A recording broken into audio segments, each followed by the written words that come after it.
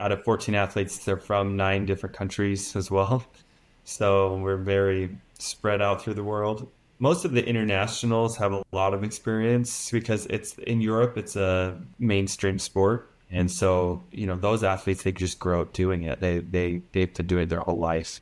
And then, but then on the other side, we have like Kelly, who was on the swim team here at U of A her first year. She switched to triathlon the next 2 years, and she took second at the national championship. So, we're able to find those unicorns that kind of set themselves apart from the others.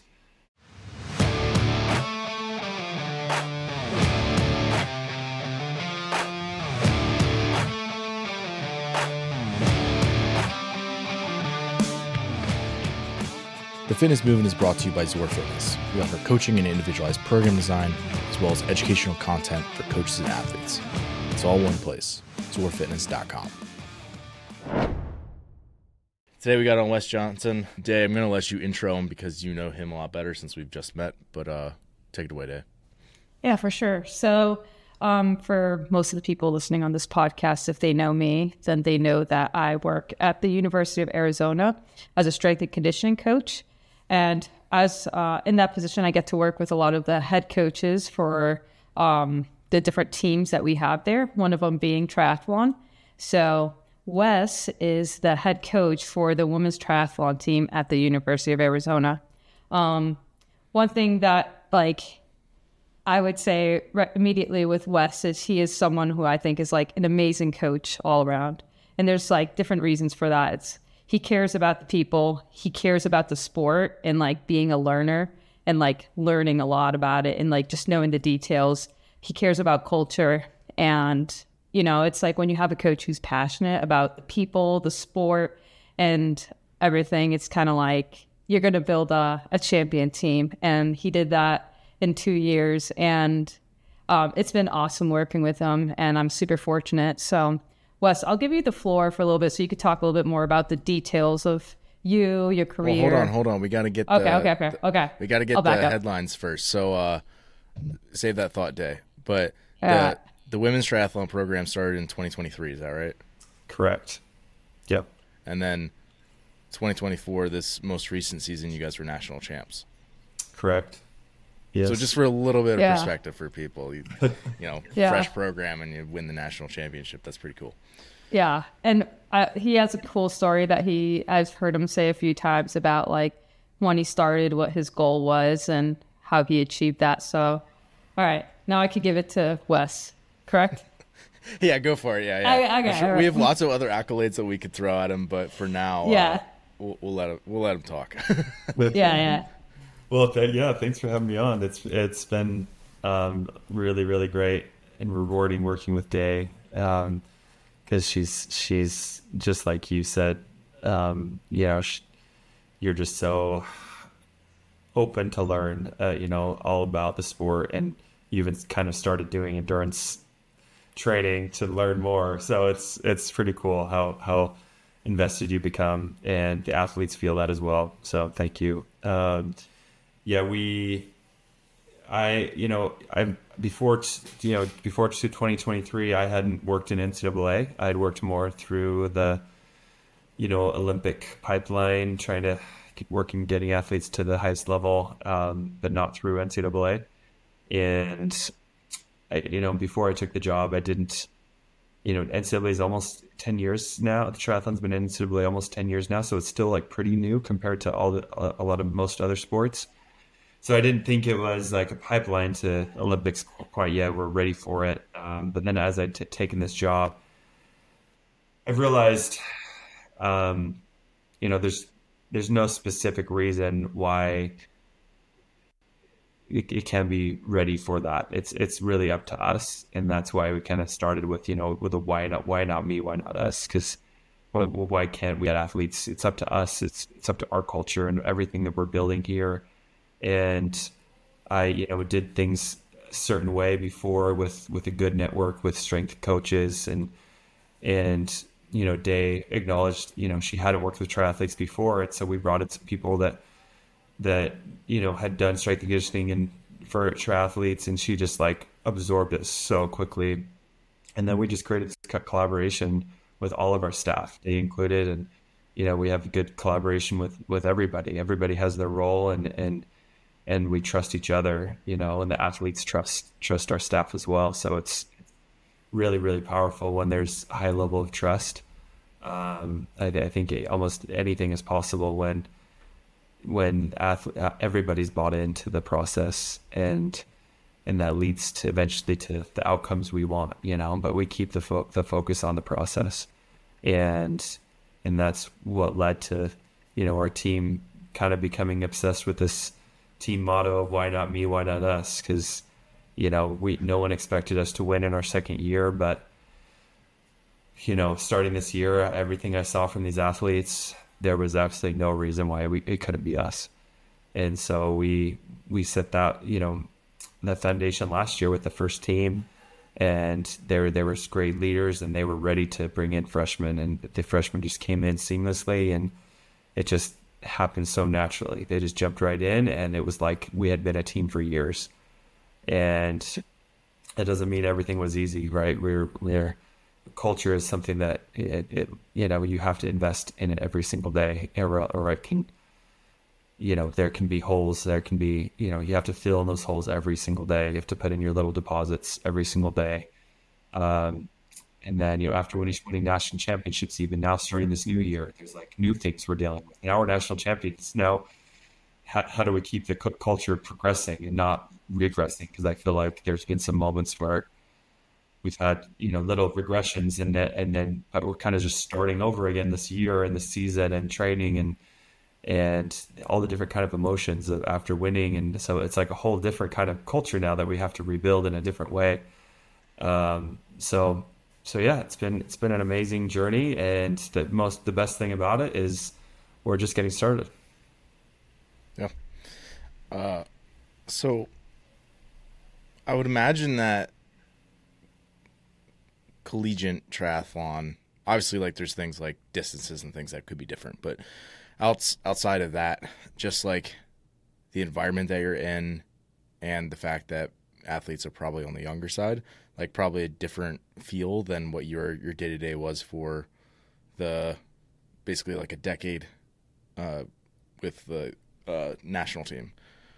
To you, like what's like the big differences there, and like are you like enjoying the current position?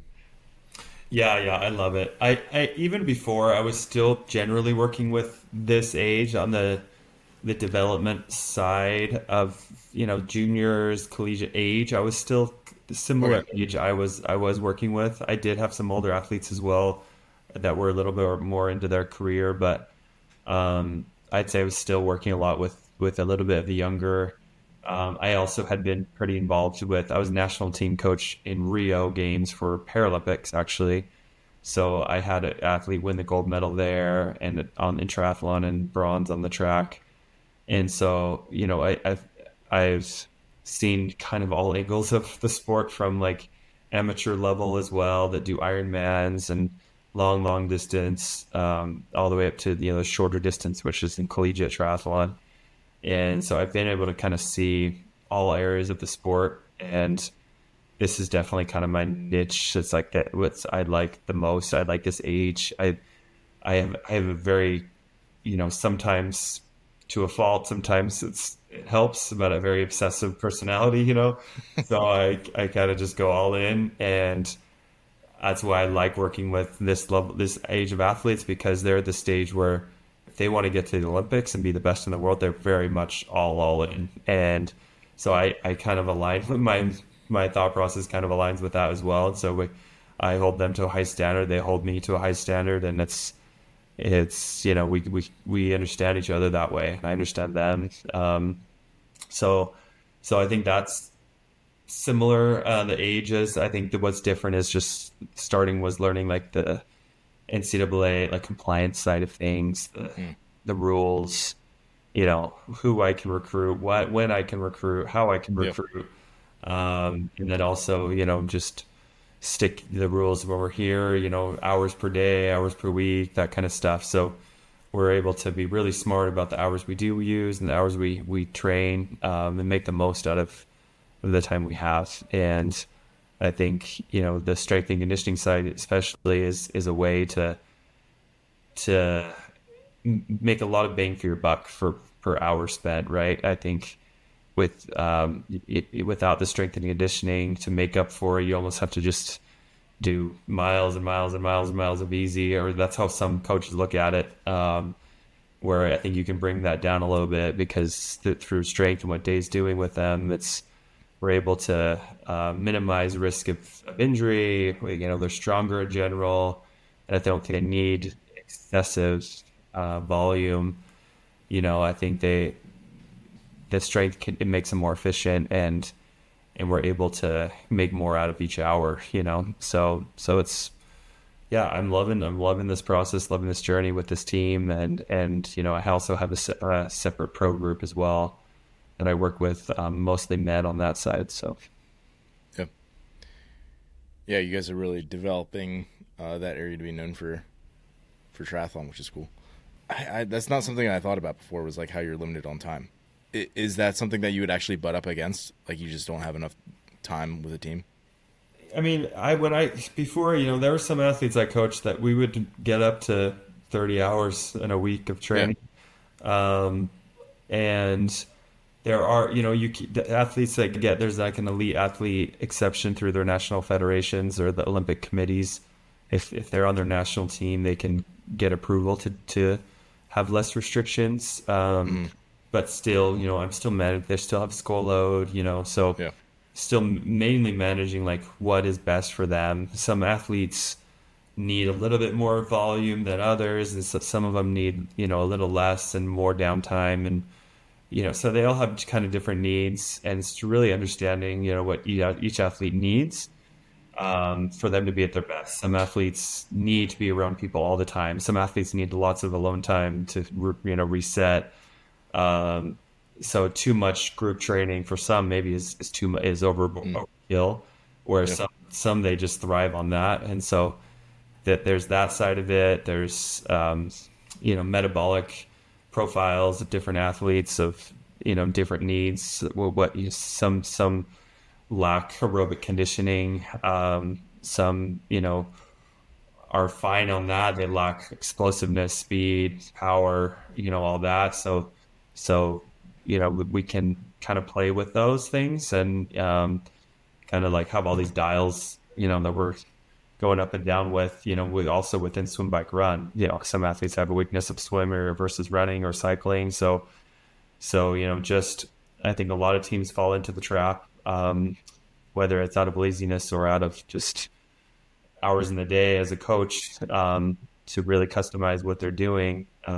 But, you know, if you're really doing it right, I think you can have some athletes swimming a certain amount, but then some athletes are, you know, breaking up into groups and creating those individual plans to make the most out of where they want to go and where, you know, what their goals are and what they're able to do, what their capacity is and durability is, to stay healthy and keep progressing with this level of training that we have, but also stress in school.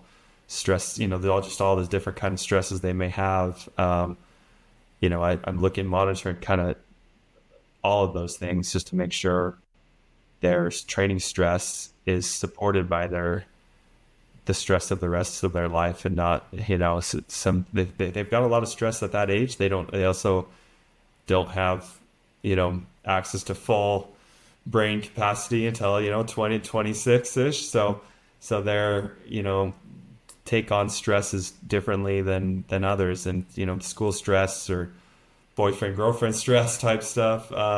You know, there's just all these different kind of stresses. So it's looking at it holistically and making sure they're doing the right kind of load for them to progress, because it's not just more is more. You know, sometimes you give them more and they go backwards. So it's got to manage it all right and really be in tune with each athlete. And so, yeah, I like being in person with that. I've coached a lot of athletes remotely over the years too. And there's a lot of data now, you know, and I think there's a lot of, it's much more possible than it used to be. But I really like seeing athletes in person, reading body language, and can kind of tell, a lot of times I can tell if they're going to have a good day before they even Yeah. just jump in the water. So, yeah. How many girls are on the team? This year there was 14, and yes, next year there'll be more like 11 or 12. Okay. Yeah. Yep. What's the kind of the breakdown of like their backgrounds? I mean, obviously I'm sure some have done triathlon, but Day always brings up this point of like often you have somebody who comes from a discipline and then you have to try to develop them in the other two maybe to get them to be a well-rounded triathlete. So what's Yeah. the typical breakdown that you see, or maybe the bias that people come in with? Yeah, we've got quite a bit of diversity on that with this team. Also, we have out of 14 athletes, they're from 9 different countries as well. So we're very spread out through the world. But yeah, the most of the internationals have a lot of experience because it's in Europe. It's a mainstream sport. So I went to the Junior World Championships, and there's 500,000 spectators on the streets, and in Wow. Hamburg, Germany, like city center, triathlon is they're racing there, and people all know the sport. Cycling and triathlon is huge out there. Yep. And so, those athletes, they just grow up doing it. They have to do it their whole life. And then, but then on the other side, we have like Kelly, who was on the swim team here at U of A her first year. She switched to triathlon the next 2 years, and she took second at the national championship. So, we're able to find those unicorns that kind of set themselves apart from the others, and she's definitely one of them. We have some others that came from, like Lydia Russo came from a running background, ran for Oregon. Oregon's one of the best running schools. And so, but she had a lot of injuries, and now triathlon, she's been healthy longer than she ever has in sport, and she's just thriving. And now that she's graduating out, she's probably gonna go up to long course and do Ironman stuff.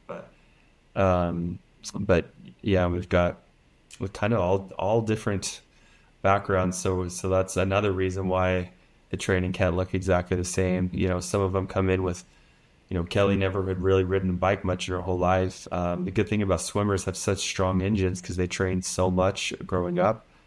The biking is not as much skill as it is just raw, fitness, engine, power. So once they get enough power on the bike, ride enough miles, their engine matches up to their cycling ability, and they become great cyclists most of the time. And then the run is good thing. It's like she grew up running as well, so it wasn't as hard, but we had to change a lot of things because she was a sprinter running, so she was more like, the first time we saw her run is like she's not even running, she's just bounding. She's just leaping, and so we had to change a lot of mechanical stuff, and now she's just thriving. And we have, I could go through each one. They've all got so many different kinds of backgrounds, and even some of the ones that grew up in triathlon, there's a lot of holes they were missing in their training because, part of the year they're running track, part of the year they're swimming with their high school team, part of the year summer they're doing triathlon. So there's all these holes of development that we're able to try to fill those holes in their first year. And it's a learning curve. A lot of times the freshman year is a hard year learning triathlon at this level because they have to learn how to, train this much and manage school. And so we've seen more of the injuries in their freshman year, as well. As hard as closely as we try to manage that. And, there's still just stuff they have to learn. And we got to be okay with them learning the hard way as much as we try to avoid that. Sometimes they just have to, because last year we saw the same thing, and then those athletes that were freshmen last year, all of them are just thriving this year, doing so well. So it's just a learning curve to be just an athlete at that level and training that much and managing your school load and how much downtime you risk sleeping enough. So I use like the Whoop for a lot of them. it's up to them, So NCAA rules requires that I don't require that. So it's up to them if they want me to see it. But they those that have it, especially all my pro group for men, I look at that closely and match that up to the training every day, and I can tell what's stressing them out, if it's the training or if it's stuff out of training or lack of sleep or whatever it is. So, sorry for rambling. No, this is super informative. I mean, I didn't know a lot of this, and it's helpful. Day, don't let me snowplow the whole conversation. Get in there with your questions. Oh, not even good. But so you got a group of 14 in 2024 or whatever. It was kind of take me through maybe a typical week. Is it you're sending off certain people and doing training rides together? Are you segmenting certain groups that are at similar ability levels? Are some people getting more or less volume? Explain how you might coordinate all that, because that seems like a headache to me. I mean, when they first arrive during the season, they're generally all pretty fit, and they arrive in August and we're racing a couple weeks later. So at that point, I'm not, the freshmen especially, I pretty much have to take them where they're at. It's not, the fall for freshmen isn't really the development phase. It's after the season's over. I have to take them where they're at, and then that gives me so much perspective based off how they're raised and how they train to apply what we need to, starting January. Now we have a whole year, go through all the training cycles that we want to go through. But generally in a week, we swim, around 3 to 4 days together as a group, and then they might swim, two more on their own, kind of easy recovery swims. So they swim a lot of times 6 times a week for the most part. Some will choose to do another recovery swim on their day off as well. It's just more of really easy shakeout, and for them, swimming is so second nature for them that they can make it. I think recovery on the swim is easier to do than on the run. A recovery swim or bike is easier to do than a recovery run. Yeah. And so they'll do that. And so then on the bike, we will, a lot of days they'll still bike easy. So they're biking still probably 4 or 5 times a week, but some of them might be 30 or 45 minutes super easy.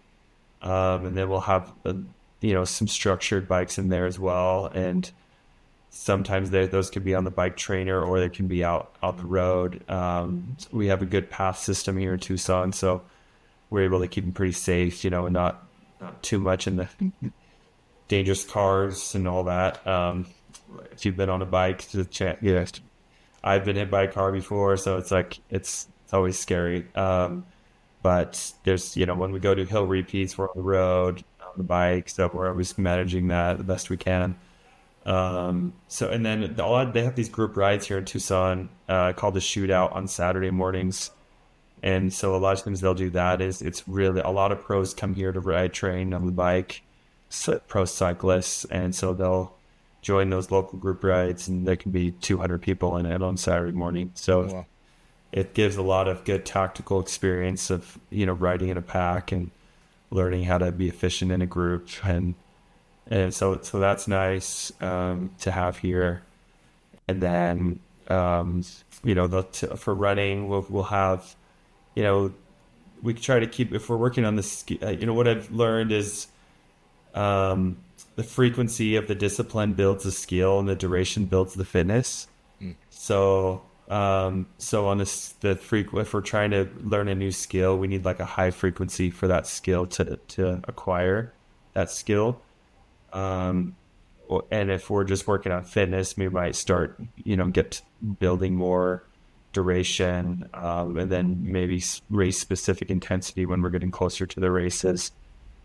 So, with the running, we'll typically have one longer run in the weekend. And then there'll be a mix of either track running or hill running, or mid zone, tempo type running, during the week. So we kind of alternate between between those intensities, but also depends on the time of year. Up until now, for the most part, we've just done a lot of base volume, good focus on strength and mechanics and skill, and so most of the athletes are doing a 5K running race this weekend in Phoenix, and so we kind of start this, like, sets our baseline for the year. Here's where we are without a lot of like intensity or speed work yet, and then to kind of draw that line in the sand of like where we're at now, and now we can map out where we want to be, in the next phase of training. And so we talked about that this morning.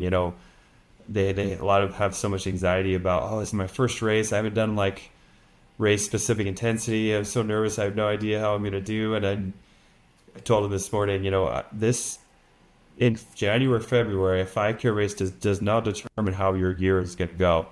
It literally just determines what your next phase of training looks like.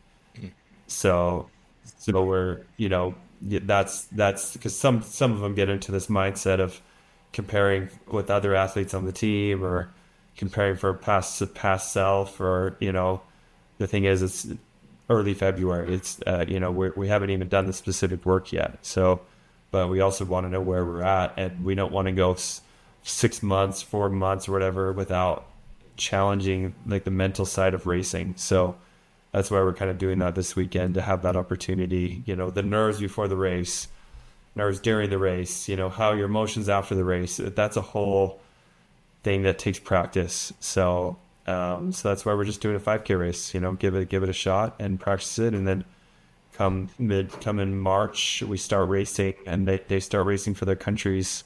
So we, we'll race in Mexico. Some will race in Mexico, and we'll race in Miami, and then there's a whole junior circuit. So those that are still 19 and under, they'll race in junior circuit, and then a bunch of them will have a European race block probably in the summer for their countries. So yeah. Did I tell you enough on the week schedule, or it's kind of Yeah, it's hard to get into one thing without getting into everything. Which it is. That's the nature of training. But no, I mean that's really helpful. I think one of the things that Day said was a challenge is that, like, basically as soon as they get back on campus, it's like you're almost tapering for your first competition. Yeah. On the fall. So it's almost like you're seeing where they're at, especially for the freshmen, and then it's like then you adjust course come like winter, spring is what it sounds like, and like basically you're working with what you got built in the fall. Yeah. We over the Christmas break, when they go home, seems like a lot more happens then. Some show up super fit and ready, and then some show up even injured, and it's like, oh man, because I'm not monitoring things as much when I'm not even allowed to. With a lot of them, they're over Christmas break, and they know that everything has to be optional, and they're so incredibly driven. They're not the type of people you have to push. They have to more hold back. So when they have a little more free reign, they like kind of go too far a little bit. And so they're starting to learn that, because I lose my ability to like give them exactly what they need to do in that time period. I'm not even allowed to, right? So it's there. They have to learn on their own. It's a hard thing. But then when they get here, we're able to kind of get back on track, and we have got a great athletic trainer, and with Day kind of figuring out exactly what they need, and get with the dietitian and sports clinic and all that, and start lining everything up, get back on track. But hopefully, over the years, after freshman year, after sophomore, junior year, they start getting better and better at those off times and learning, and that's all we're trying to teach, is like any failure or hard thing you go through or injury, like as long as we're learning, we're progressing, and that's what we got to make sure happens. Because I think it's easy to have those failures or injuries, and it becomes more of a PTSD thing. They're like, you're just scared of it happening again, or you go into this fear of failure, and it just really doesn't help their progression in the sport, So we have to rewire that mindset and look at it as they're learning. Yeah, we're just learning. We're just, how can this help us in the future? And I think it can help us or it can hurt us, and it's how we're wired to build from those and make it a positive thing instead of a negative. Yeah. And that's probably one of the big differences between the collegiate athletes and your pro athletes, is that the pro people, you can monitor them all the time. Yeah. And they have all this experience, or likely all this experience that they can kind of fall back on and are more mature in certain aspects. And then it's like with the collegiate women, it's like you have to teach them how to monitor themselves appropriately because you can't be there all the time. Yeah. So it's kind of a much different problem that you're trying to attack. Yeah. Yeah, it is. But I think even on the pro side, like I want to build athletes that are self-sufficient and, Yep. you know, that's when you get into the race, like my part is over, right? It's like they have to think and make decisions on the spot for themselves. And so I have to create those opportunities where they learn from themselves. And sometimes, I mean, it's the same. I have 4 kids too. So it's like, it's the same thing teaching kids. You got to let them make their mistakes sometimes, you know, got to let them. Do you ever sleep? Well, luckily I have a 2-year-old and luckily he's sleeping now. So if he's sleeping, we're sleeping. And they go to bed, you know, goes to bed at 8-ish. So gets me to bed super early too and get closer to day's schedule, which is like 7 to 4 or whatever. Sleeping. Which I love, but it's also not always possible when the kids have activities and stuff. But anyways, now I'm going off tangents. Yeah, so tell me how like day gets integrated into this a little bit. So you kind of gave us a bit of a weekly snapshot of what training roughly looks like in terms of the disciplines, but where does day's strength conditioning fit in with all that? Yeah, you know, with our metabolic testing we do, we get their, you know, training zones and also just kind of metabolic profile of where their strengths and weaknesses are. So I share those with Day also. And then she does also her strength testing, which maybe she can talk about, but she does some testing that kind of, you know, also lays some profiling of understanding like where they're at strength wise. And then we look at endurance and see if we can match things up, like with what's happening. Look at their run mechanics also, you know, analyze the run mechanics and try to match that up with what they're doing with strength, with Day. And we kind of create a good collaboration through all of that and really understanding what each athlete needs. And you have to have a long-term big picture perspective, because it's never a one day magic pill, right? It's always a big process. So trying to get the athletes on board with understanding that process and working together with both of us, it's nice, because, you know, before this job there was a lot more that was just all on me, you know, on strength conditioning, on everything. And now it's like to have this network where you have eyes on very specific things. It's just, that's high performance. Like one person can do it all, you know?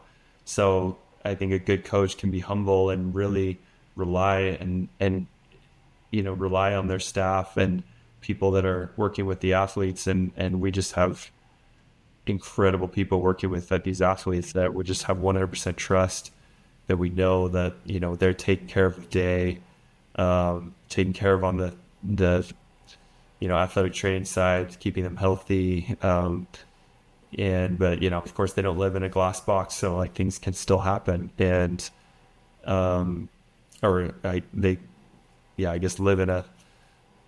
guess don't live in a glass box. Yeah. If I got that analogy right. But so I don't know, give maybe Day, what do you want to share what you do with like the strength testing and stuff and how you use that? Yeah. So, as Wes mentioned, he does the metabolic testing with them. And I try to help out with those sometimes. So when we do like the pricking of the ear and all that to get their lactate. And every time we do it, I feel like I forget the steps and I'm asking a million questions while Wes is literally trying to coordinate like everyone. And I'm like in the corner asking him all the questions. So is Wes running the tests? Or is there like an expert who's there? Yeah, it's me, and Yeah. me and my assistant coach Jocelyn, and then so I'm kind of sometimes I'm just because we've had times where we've had three people testing at the same time, so Yeah. I'll be looking at all of and Running around. I'll be kind of like making sure we're doing the right protocol, giving the right if it's on the bike we're starting at the right wattage on the bike, Yep. based off their history, so. So there's always a lot going on, but we have a good system where we have the testers, we have the recorders, and I'm making sure that, sometimes I'll be testing as well, or I'll be just monitoring all the testers, make sure we have the right protocol happening with them, and just to make sure we're getting the correct results, or else you don't need to test if we're not doing it right. So, Yeah. but yeah, Yeah. Dave Sorry. Go is ahead, Dave. very hopeful in that. Yeah, so I get all the information from Wes. He sends it to me, and then in the weight room, we do a few tests on the force plates, and it's super helpful, right? We have that technology there. It gives us a lot of good objective data without really accumulating any fatigue, because the force plates, you're essentially just doing 3 counter movement jumps. And from those jumps, you get a ton of metrics, metrics that have to do with asymmetry and imbalances, metrics that tell us the power output, as bilaterally and unilaterally. So, and then all these other things too, that if we do testing weekly, we can also do fatigue monitoring and kind of gauge how things are going. So initial testing, I do the counter movement jumps on the force plates. I also do an isometric thigh pull, where essentially they're holding this bar and they're yanking that bar off the chains as hard as they can, and that will measure their lower body strength output. So that's also a super helpful one. So I'm getting a power metric and a strength metric. And then in addition to that, I like to do some relative body weight testing. So we're doing some pull-ups, chin-ups, and some push-ups, and then a core test that we do. And from there, I'm able to get a good profile of like where the athlete's at, right? And like Wes was saying, we have athletes from all different disciplines. So you see the swimmers, they're amazing at doing the pull-ups, so it's usually not an issue. Someone that's coming with a running background, usually that's something that's a little bit more underdeveloped and they're not doing so hot on that test, but it's just giving me an indicator. And then also we do some mobility testing just to get a look at how their body's moving. So we do like an overhead squat test with dowel. We're doing a knee to wall to get some ankle mobility view, which is always interesting with triathlon because you want mobile ankles for swimming, but you want stiff ankles for running. So trying to find that happy medium. And then we're also looking at hip internal and external rotation. So just trying to get a full view of the athlete, where they're at. And then with all that information, I just kind of create a little dashboard on them. So I like, you click one of the athletes' name, their little picture comes up, and then just like a profile of how they tested that semester. And then over time, we're getting trends of information. And then that gives us an idea like, hey, they're trending in the right direction or vice versa. Yeah, it's been really helpful because we're already seeing the benefits of it, especially the athletes that were freshmen last year.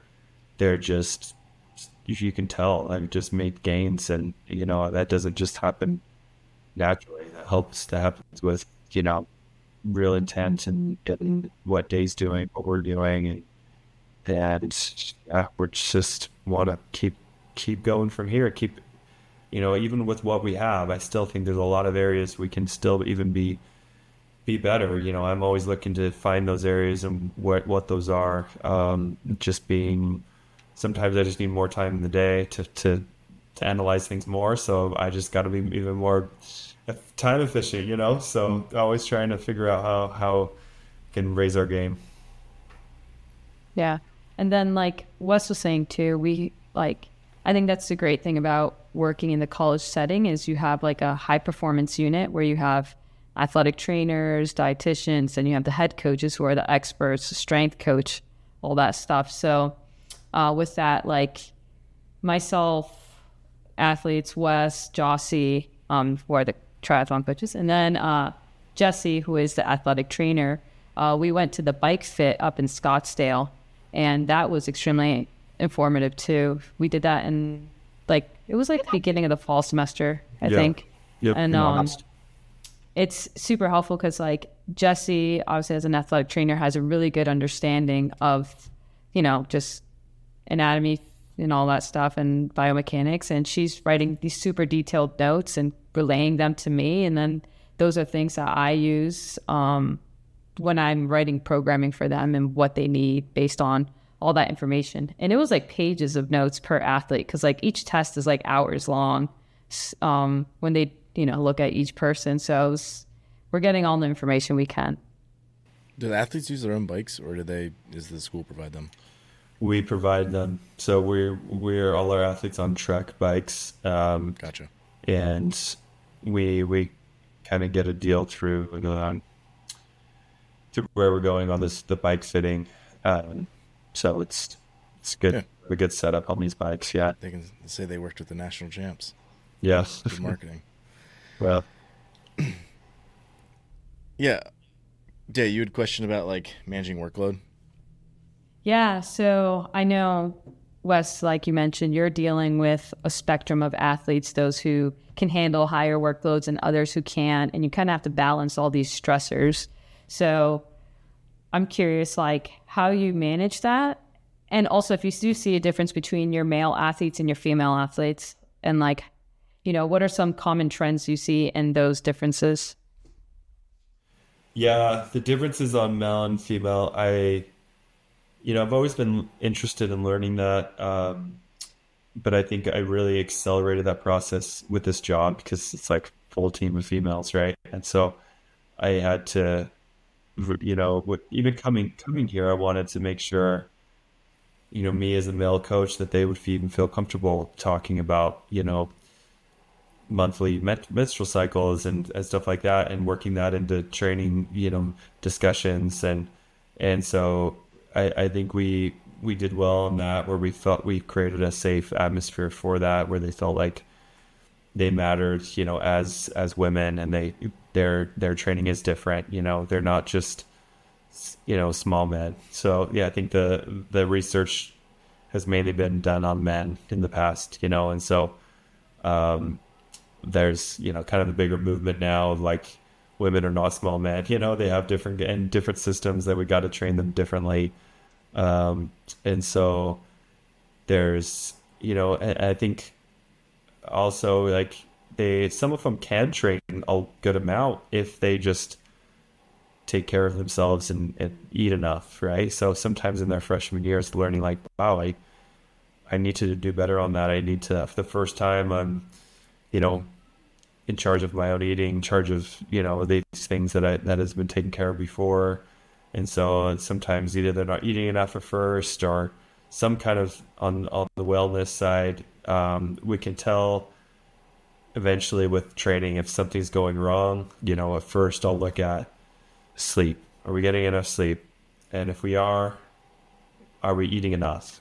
And I'd say 90% of the time it comes down to one of those two things, why their training's suffering.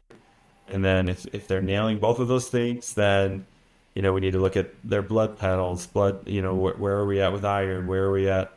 And if we're hitting all those things, they can train really well and train quite a bit.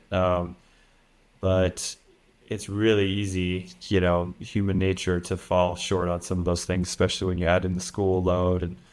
And so it's just being engaged with the athletes and talking to them and reading them and understanding, their own trends. You can start seeing when someone's going off track or if they're on track. So it's really just knowing them, I think, is the biggest thing. Really knowing them and understanding where they're coming from and what makes them tick, what makes them thrive, what leads to them being at their best, what leads to them being at their worst, and really just watching and observing a lot of the times, and not just shoving the information down their throat, but putting them in situations where they learn for themselves, because that you tend to see better results in the end that way. I think there's a lot of coaches that just overcoach and try to just shove it down their throats. And I think it's just an ego of the coach. I think if you really want to teach them,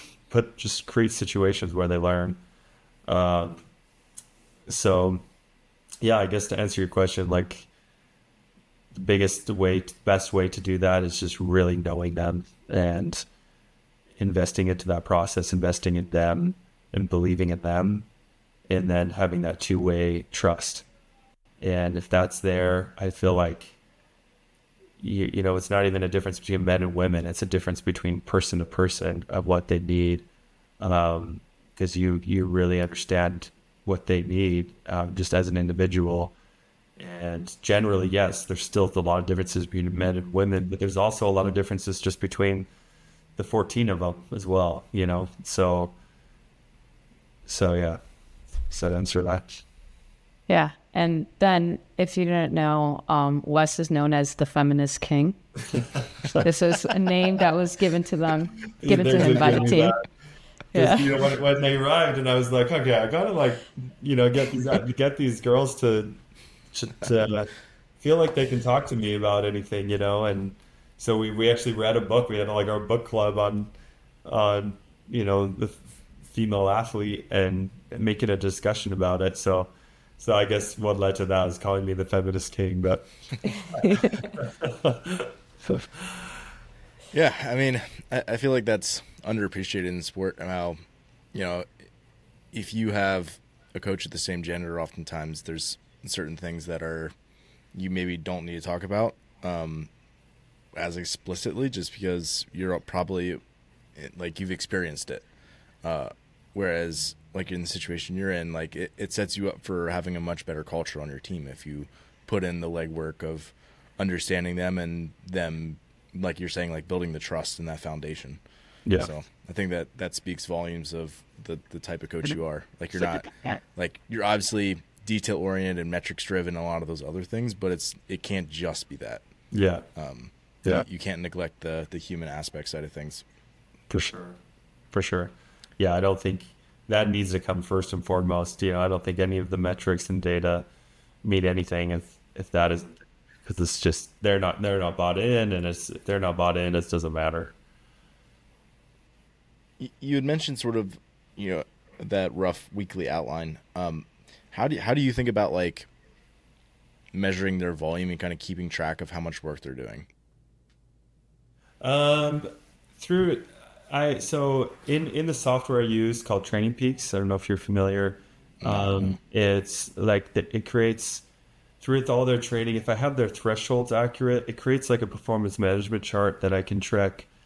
It kind of gives me graphs where I can see trends of fitness.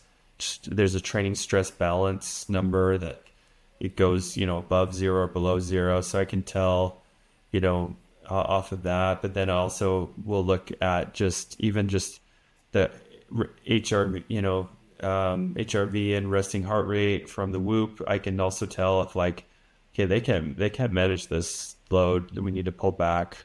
Or, they're managing it just fine, and their, recovery levels are off the charts, even with high volume. So, we can continue to progress. And so some athletes, run a lot more volume than the other athletes. And so it really just depends on the individual. But I monitor that, I think, going back to knowing the athlete and reading them and looking at body language, looking at all that, and matching that up with looking at resting heart rate, HRV, and then all the training management chart and Training Peaks that I can see. Are they progressing, heading in the right direction? And also just listening to them, trusting their intuition as well. As did they want to do more? Are they asking to do more?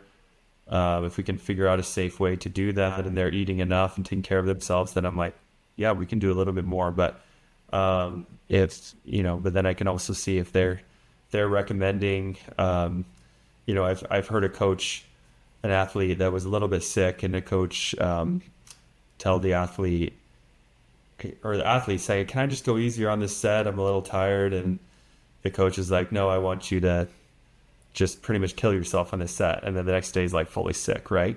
So you got to like trust your athletes. Like if you don't have trust with your athletes, if athlete's saying he needs to pull back in a session, I'm going to trust the athlete. I'm going to pull him back. If I know there's other sports probably, or in high school athletes, like they're trying to get out of everything, right? This is not this population. They just want to do more, and so yeah. That's why Day likes, and probably you like working with triathletes. It's like, like you were saying, you got to pull them back. It's not dangling carrots. It's like you keep pushing yourself too hard. The coach is there as much as anything just to provide a little bit of a governor at times. Yeah. Like, no, you don't need to be doing more. For sure. Yeah. And I think that's one thing we see with like on the strength side is a lot of times, like during the summer, they're all at their houses or vacationing, whatever, right? So I still program everything, and I put it on the Bridge app that we use, where it logs all their workouts. And other teams, like I'll look at it, and it's like no athlete has done any of the workouts all summer. And then like meanwhile, triathlon is like they're vacationing somewhere, and they're sending me a text like, hey, I'm going to be here at the beach. Is there a beach workout I can do instead? Like they're still on track, like even when they're vacationing. And I'm like, this is awesome. Like, it's great. So when they come back in the fall, like they're all good to go. Like I don't have to, be worried about that, which is super nice. Yeah. Yeah.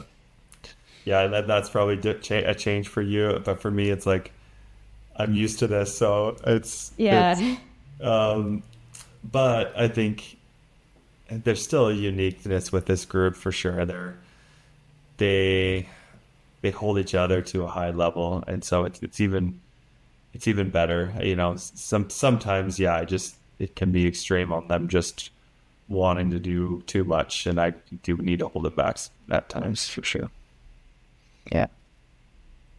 Well, Wes, thank you for doing this. I thoroughly enjoyed it. Yeah, I did as well. Thanks for having me. This is an honor. Yeah, I'm glad you were able to make it. And I always like picking your brain, so it's always fun. You know where I am. Yeah. So yeah, thanks so much.